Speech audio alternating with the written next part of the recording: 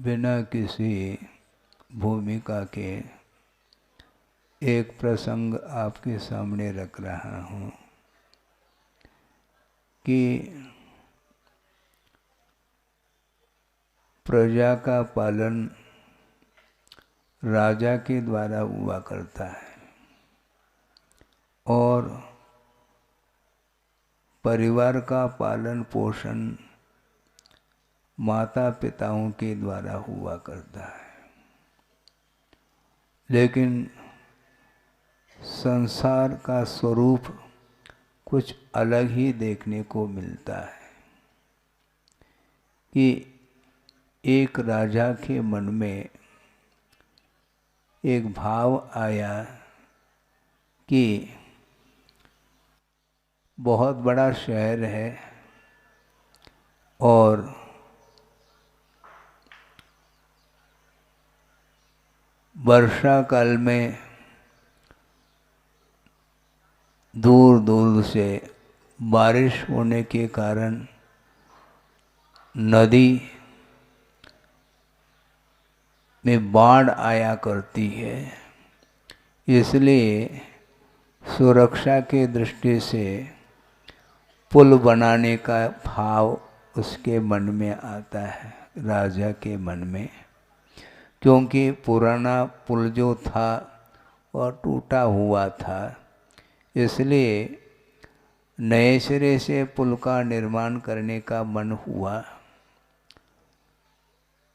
लेकिन समस्या ये है, पुल बनाने के लिए बड़े बड़े इंजीनियर बुलाए गए, आर्किटेक्ट आदि जो भी व्यवस्था है, और उसके साथ साथ उस बड़े पुल के निर्माण के लिए अच्छे से अच्छे क्या मटेरियल जिसको बोलते हैं, हाई क्वालिटी का सीमेंट है, लोहा है, आदि आदि, यह सब संयोजना वह राजा कर रहा है और पुल बनना प्रारंभ हो जाता है।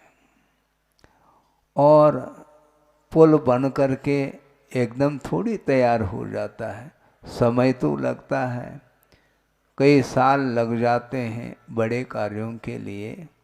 और अच्छे ढंग से पुल का निर्माण कर लिया, लेकिन क्या है, कुछ ही दिन हुआ नहीं और पूरा का पूरा वह पुल टूट जाता है। अब राजा के मन में बहुत ऊहापोह चल रहा है कि करोड़ों नहीं अरबों की संपदा जिसमें व्यय की गई है और इसके उपरांत भी इस प्रकार की घटना घट रही है, और वह एक बार नहीं हुआ, दोबारा फिर से पुल बनाना प्रारंभ कर दिया और आधा अधूरा बना नहीं और पुनः वह ढह गया। इस प्रकार जब 2-3 बार जब हुआ तो उन्होंने सोचा पुल तो बनाना है, चाहे कुछ भी हो जाए।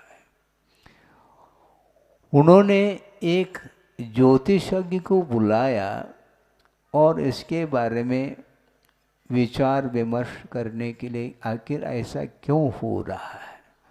तो उन्होंने ही कहा, ज्योतिषज्ञ ने, निमित्त ज्ञानी ने, कि देखो सब कुछ तुमने किया है, लेकिन एक कार्य तुम्हारे द्वारा रह गया है। वह ये है कि यहाँ पर इर्द गिर्द जो नदी बह रही है वहाँ पर एक देवी है और वह बलि चाहती है, और उसकी पूर्ति जब तक नहीं होगी तब तक ये पुल बन नहीं पाएगा, ये ध्यान रखो। अब समस्या हो गई, करोड़ों अरबों रुपए व्यय करना फिर भी ठीक है, लेकिन इसकी पूर्ति कैसे करेंगे अब। और उन्होंने सोचा कि अब पूरे राज्य में ऐलान कर लिया कि एक बालक की आवश्यकता है, लेकिन आसानी से बालक थोड़ी मिलने वाला है। तो उन्होंने एक स्कीम मन में, और उन्होंने ये सोचा कि इसके लिए बालक को लेना है, कौन सा परिवार तैयार हो पाएगा? कोई भी तैयार नहीं हो पाएगा तो तय है। लेकिन उन्होंने सोचा कि ये संभव है, आसानी से हो जाएगा। क्या तरकीब ये है, उन्होंने एक स्वर्णमय बालक का एक पुतला बना करके और उसको रथ पर बिठा करके पूरी नगर की परिक्रमा कराई और ये ऐलान कर दिया कि जितना इसमें स्वर्ण लगा है और ये स्वर्ण का बालक है, जिसको चाहें उसको हम दे सकते हैं, इसके बदले में एक बालक को देना चाहिए। तो एक छोटा गरीब परिवार था, उसने सोचा कि जिंदगी भर हमने यूं ही निकाल दिया, गरीबी दूर नहीं हो पा रही है और संपन्नता है ही नहीं, तो ऐसी स्थिति में एक बालक को दे दिया जाए और वह स्वर्णमय बालक हमारे लिए मिल जाएगा। यह प्रलोभन आया उसके अंदर और उसने विचार किया और अपनी पत्नी के सामने भी इस विचार को रखा। तो पत्नी के मन में भी लोभ जागृत हुआ और उन्होंने दोनों ने सोचा कि ये बिल्कुल ठीक है और तैयारी होने लगी। और छोटा जो बालक है उसके कान में भी ये बात आ गई। उसने सोचा अब क्या होगा। और एक दिन समय आया और माँ ने कहा कि देखो गरीबी है, खाना पीना तुम्हें कुछ मिलता नहीं समय पर, न कपड़े लत्ते मिलते हैं, इसलिए बेटा ऐसा कर लो, तुम राजा के पास रहो और राज दरबार में अच्छे ढंग से तुम्हारा पालन पोषण हो जाएगा, अच्छा भोजन मिलेगा और उसके माध्यम से तुम सुख से जी सकोगे। इस प्रकार उस बच्चे को माँ समझा रही है। इसके बाद फिर पिताजी भी समझाते हैं कि देखो बेटा, तुम तो देख रहे हो 3-4 और बेटे हैं और उनका पालन पोषण भी करना है, समस्या हमारे सामने है, तुम्हें क्या कमाना हमें पड़ता है, इसलिए माँ ने जो समझाया है उसका अनुकरण कर ले। हाँ, इस प्रकार दोनों ने समझाया तो बालक के आंखों में अब आंसू हैं। समझा रहे हैं राजा के पास जाकर के जीवन यापन करने के लिए, किंतु वस्तुतः वहाँ पर जीवन मिलना नहीं, अब तो सामने मृत्यु खड़ी है। और उसने सोचा अब ज़्यादा सोचने से कुछ नहीं होने वाला, जब इन लोगों ने ठान लिया है, अब जो होगा हमारे भाग्य में जो लिखा हुआ होगा वही होके रहेगा। और क्या, होनहार टालने से टल नहीं पाता। उसने सोचा अब ठीक है चलते हैं, और राजा के पास उसको ले गए। तो राजा ने और क्या कहेगा उसको, जो विचार मन में था वो विचार तो हमेशा उसके मन में चल रहा है। और वह बालक अचानक वह प्रसन्न मुद्रा में है, यहाँ तक कि उसको इतनी प्रसन्नता लग रही है कि चेहरे पर मुस्कान है।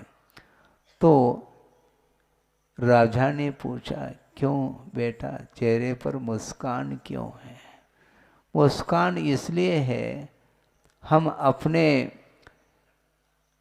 संसार के स्वरूप को देख करके मुझे पहला खेद भी हुआ, फिर बाद में प्रसन्नता इसलिए हो रही है क्योंकि हमने अज्ञान दशा में जो किया कर्म है और उसको किसी के सामने रोने से वह कर्म थोड़ी पीछे हटने वाला है।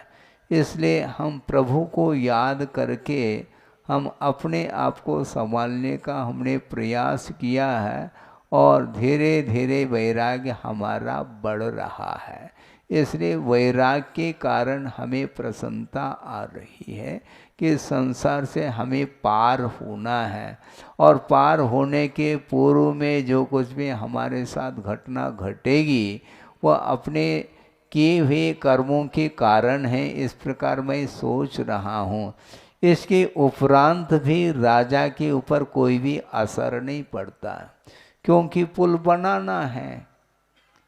और उसने कर्मचारियों को बोल दिया, अब इस बालक को नदी किनारे ले जाओ और जो कार्य करना है उसको पूर्ण कर लो, तभी यह पुल बनने वाला है। तो सारे सारे उसको रथ में बिठा करके और अच्छे जो है वस्त्र आदि पहनाए गए हैं और उसको नगर परिक्रमा करके और नदी के पास ले गए हैं और बलि चढ़ाने का अवसर मुहूर्त के अनुरूप वह अवसर आया है, समय आया है। किंतु उसी समय उस बालक ने सोचा, हमारे लिए इस संसार में कोई शरण लेने योग्य व्यक्ति नहीं है।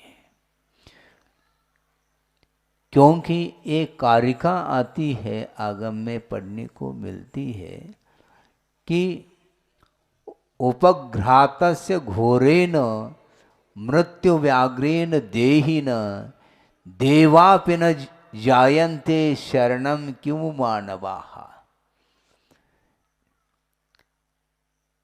उपघ्रातस्य घोरेण मृत्यु व्याघ्रेण देहिन, मृत्यु रूपी व्याघ्र जो भयंकर रूप लेकर के आया है उसके द्वारा जो कवलित हुआ है, उसके लिए जब देव ही शरण नहीं है तो मानव के शरण लेने से क्या प्रयोजन है? कौन मुझे बचाने वाला है?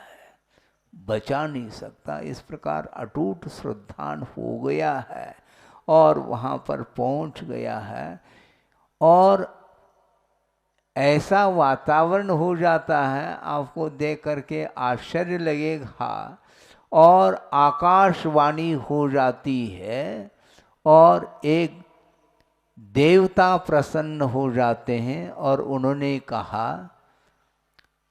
क्या कहा? राजन अब निश्चिंत रहो, तुम्हारा पुल बन करके रहेगा, कोई व्यवधान नहीं होगा क्योंकि अब बलि की कोई आवश्यकता नहीं है। और तुरंत राजा को ऐसा लगा कि देखो इस बालक ने ऐसी कौन सी जादू कर ली कि देवता प्रसन्न हो गए और उनके लिए बलि की कोई आवश्यकता नहीं पड़ी। तो राजा के आंखों में भी आंसू निकलने लगे और वह सोचता है, बेटा अब कोई चिंता नहीं करो। और इतने में जब परिवार लोगों को भी मालूम पड़ा तो परिवार लोग भी आ गए वहाँ पर बालक के पास और उसको उठाने का प्रयास कर रहे हैं और सब माता और पिता रो रहे हैं कि बेटा अब नहीं जाना हमें छोड़ करके। तो बेटा क्या कहता है, कौन छोड़ करके जा रहा, और मैं छोड़ करके भी चला भी जाऊं तो मेरे साथ आने वाला कौन है। क्योंकि स्वार्थी दुनिया है, पूरा संसारी स्वार्थमय है।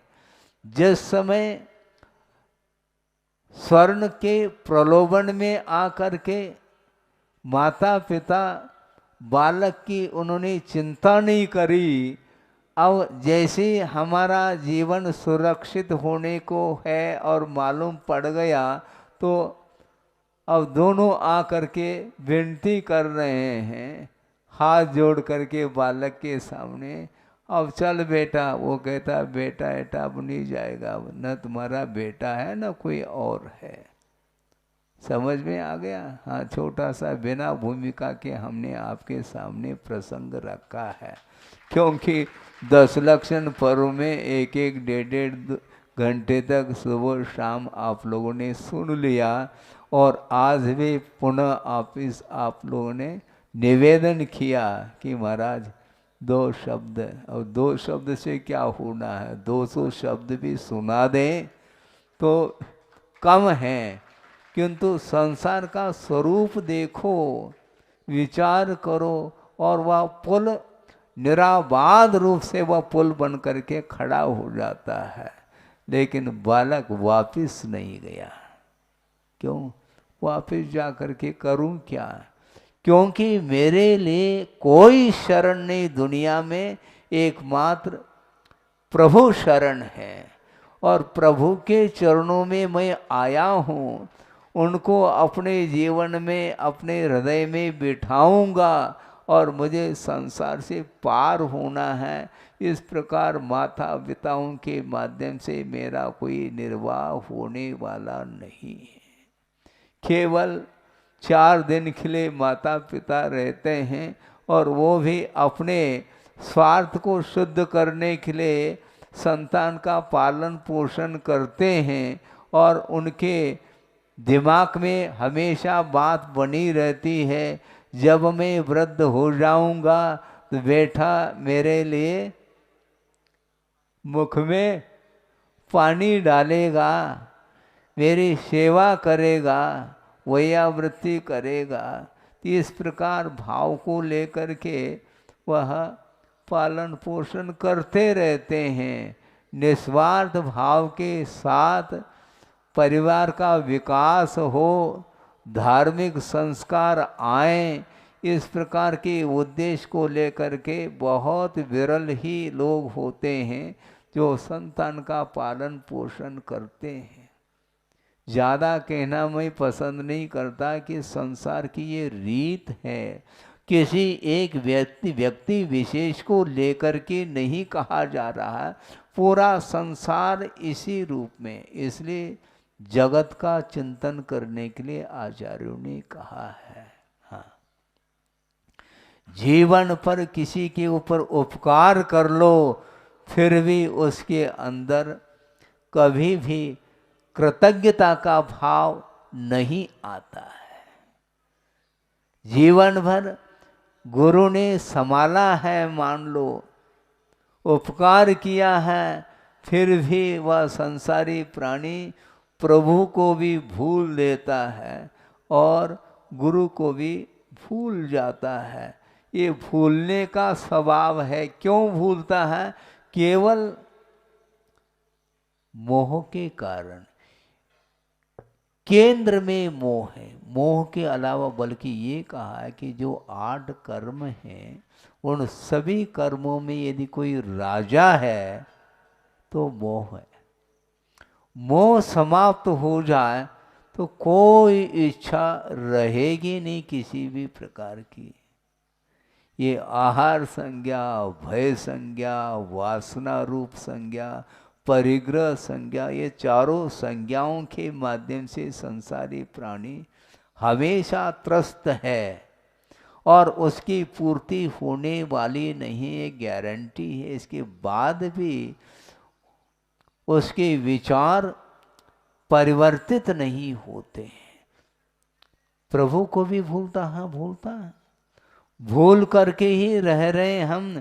अन्यथा ये एक व्यक्ति को लेकर के नहीं कहा जा रहा, उसमें मैं भी शामिल हूँ, ये ध्यान रखो। मैं इसलिए कहता हूँ क्योंकि मेरा इतिहास भी अनंत काल इसी संसार में व्यतीत हुआ है। आप ही अनादिकाल से संसार में आ रहे हैं ऐसा नहीं, हम भी उसी लाइन में हैं। नहीं होते तो यहाँ पर संसार में क्यों रहते, मुझे बताओ।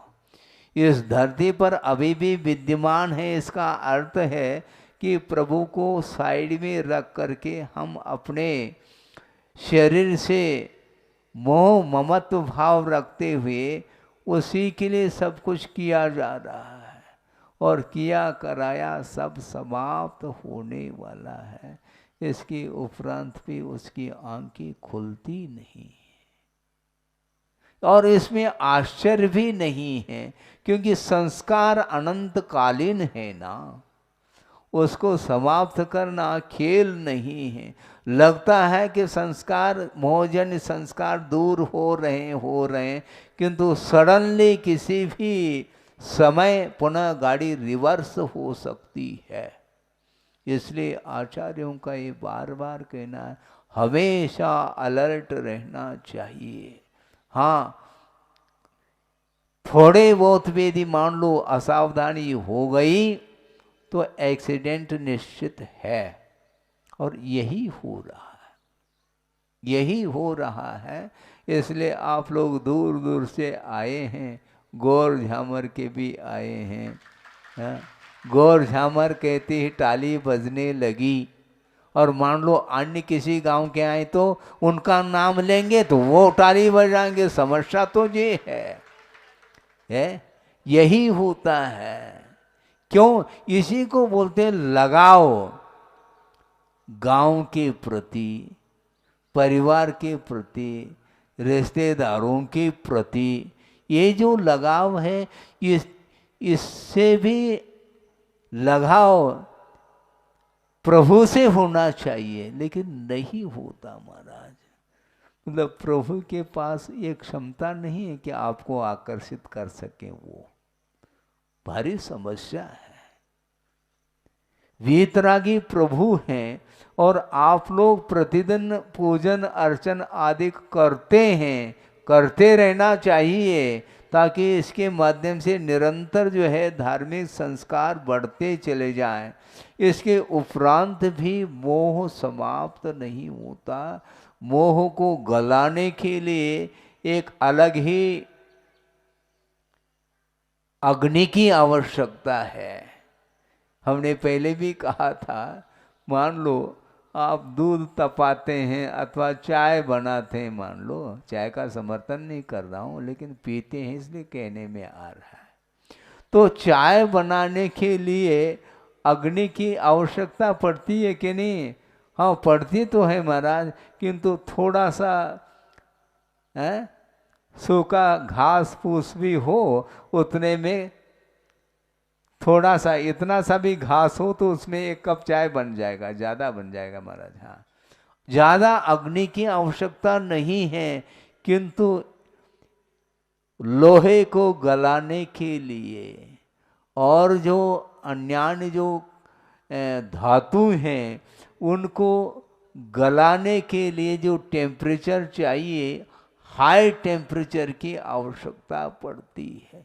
तब कहीं जा कर के वह लोह आदि तत्व गल जाते हैं, उसमें वह तरल रूप ले लेता है, और तरल रूप लेने के उपरांत उसके माध्यम से अनेक प्रकार के आभरण आदि या और भी जो ढाल करके बना लेते हैं। मान लो प्रतिमा बनाना है तो भी उसको धातु को ढालते हैं, गलाते हैं, फिर बाद में ढालते हैं।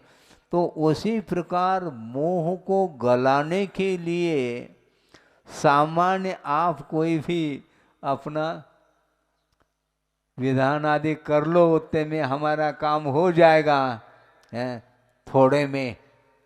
ज़्यादा बृहद करने की क्या आवश्यकता है, थोड़े में हो जाएगा हमारा काम। ऐसा थोड़ी बना, चाय बनाना है क्या तुम्हें?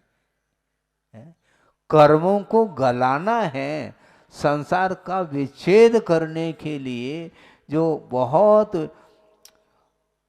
विशिष्ट विशुद्धि की आवश्यकता पड़ती है, तब कहीं जाकर के वह कार्य हो पाता है।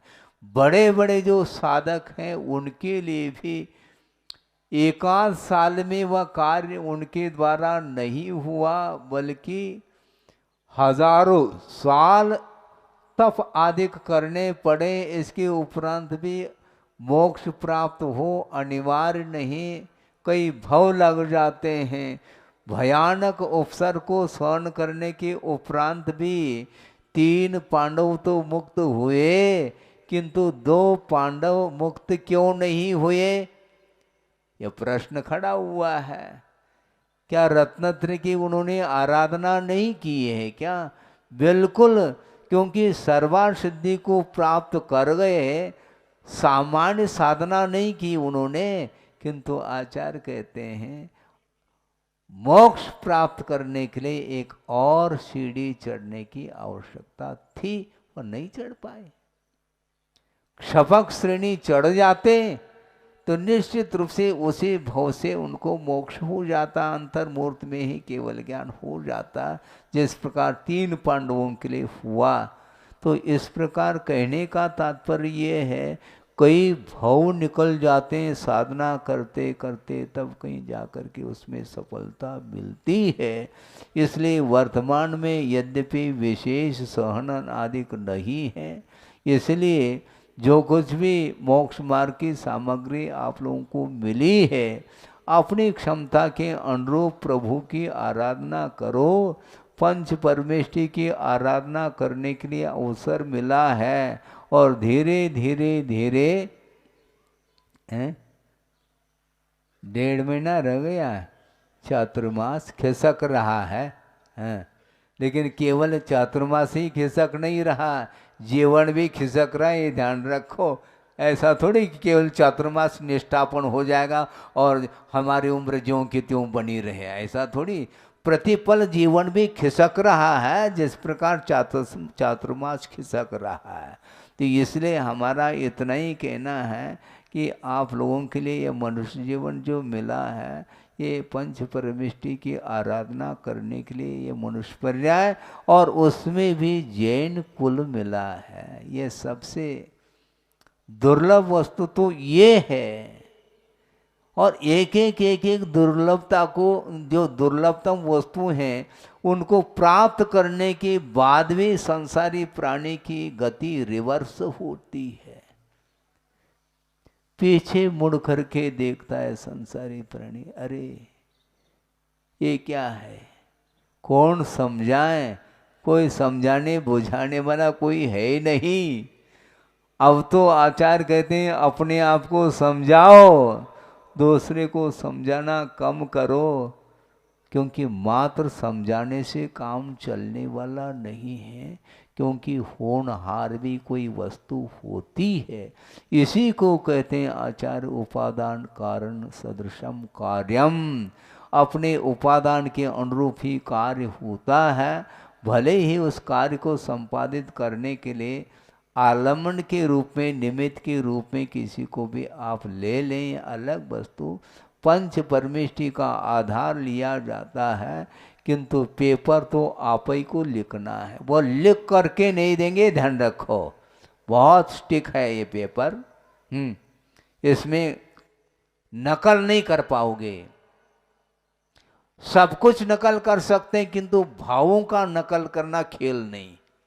हाँ, एक दूसरे का नकल करने के लिए बहुत होशियार है संसारी प्राणी, किंतु भावों का नकल करो, उसके माध्यम से नंबर मिलने वाले हैं।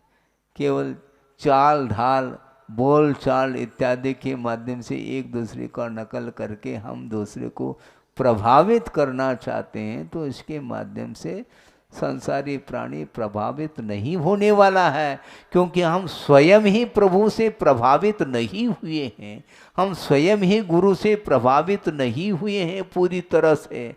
तो दूसरे के ऊपर हम क्या प्रभाव डालने का प्रयास करें, संभव नहीं है। इसलिए इसका अंत नहीं, आगम बहुत लंबा चौड़ा है, श्रुत का पार नहीं है। इसलिए थोड़ा सा जीवन बचा है, थोड़ा कालम थो कह रहे हैं, बहुत अल्पकाल बचा है उसमें, और अपनी मति भी ठीक नहीं है। अपनी बुद्धि को समीचीन बनाने का पुरुषार्थ करो और उसके माध्यम से अपने जीवन को उन्नत बनाना चाहिए। तो उस समय राजा को बात समझ में आ गई, वस्तुतः हम स्वयं स्वार्थी ठहरे, क्योंकि राजा प्रजा का पालन करने वाला होता है। तो ऐसी स्थिति में वह इस चक्कर में क्यों आया, वो बलि देने के चक्कर में।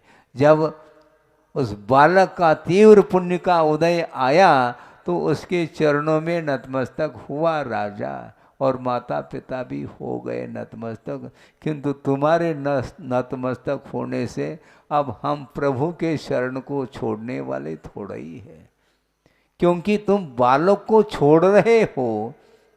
और प्रजा का पालन करने वाला राजा ही जब इस प्रकार उसके अंदर भाव आ जाते हैं, हाँ, रक्षक ही भक्षक बन गया कह रहे हैं महाराज, बिल्कुल ठीक है। क्या होगा अब? इसलिए ये वस्तुतः संसार का स्वरूप ऐसा ही है। इसलिए बहुत शांति के साथ एकांत में बैठ करके ठंडे दिमाग के साथ सोचा करो। महाराज दिमाग में गर्म होता क्या? हाँ, बिल्कुल गर्म ही रहता है हमेशा। हाँ, मशीन तपी हुई रहती, उसको ठंडा करो, फिर कहीं जा कर के उपदेश लागू हो सकता है, नहीं तो उपदेश भी ऊपर से चला जाता है, कोई प्रभाव नहीं पड़ने वाला उसको।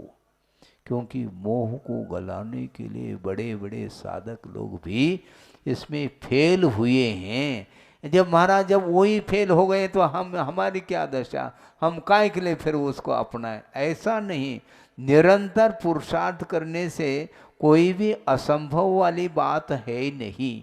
क्योंकि पंचम कलिकाल में ही बहुत बड़े बड़े साधक भी हुए हैं। अंतिम जो श्रुतकेवली भद्रबाहु हुए हैं, द्वादशांग के पाठी रहे हैं, इसी पंचम काल में ही हुए हैं।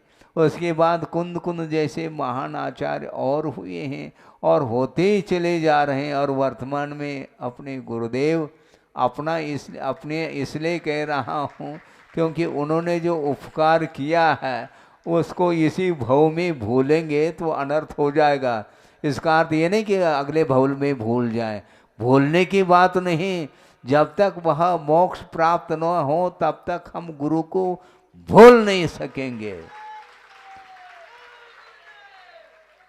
दुनिया भूल जाए हमें परवाह नहीं, किंतु मुझे तो नहीं भूलना है, क्योंकि संसार रूपी समुद्र से पार कराने वाले वही एक हैं। पुल भी संसार समुद्र से पार होने के लिए साधन के रूप में है, किंतु पुल से भी महत्वपूर्ण नाव हुआ करता है, क्योंकि नाव स्वयं भी पार होती है और जो बैठ जाता है उसको भी पार लगाती है। इसी प्रकार गुरुदेव स्वयं चलते हैं, स्वयं भव समुद्र से पार होते रहते हैं, और जो होना चाहता है उसके लिए भी हस्तावलंबन देते हैं। इस प्रकार गुरु को जब कभी भी मैं स्मरण करता हूँ कि कंठ अवरुद्ध होने को होता है, होगा, क्योंकि उन्होंने कल्याण कर लिया हम लोगों का और वो चले गए। अब भविष्य में हम लोगों का कल्याण किसके थ्रू होगा? तो आचार्य कहते हैं घबराओ नहीं, क्योंकि देव गुरु शास्त्र का आलम्बन चाहे प्रत्यक्ष में ले हो चाहे परोक्ष में ले हो, हाँ, उनका बार बार कहना है गुरु की उपस्थिति में जो साधना की जाती है वह सरल है, किंतु परोक्ष में भी गुरु सामने हैं। इस प्रकार गाढ़ श्रद्धा के साथ गुरु को और प्रभु को हृदय में बैठा करके जो साधना करता है, उसकी साधना बहुत ऊंची साधना मानी जाएगी, क्योंकि सामने प्रभु भी नहीं और गुरु भी नहीं। किंतु आचार्य कहते हैं गुरु कहीं जाते नहीं, न प्रभु कहीं जाते हैं, इसी लोक में ही विद्यमान रहते हैं।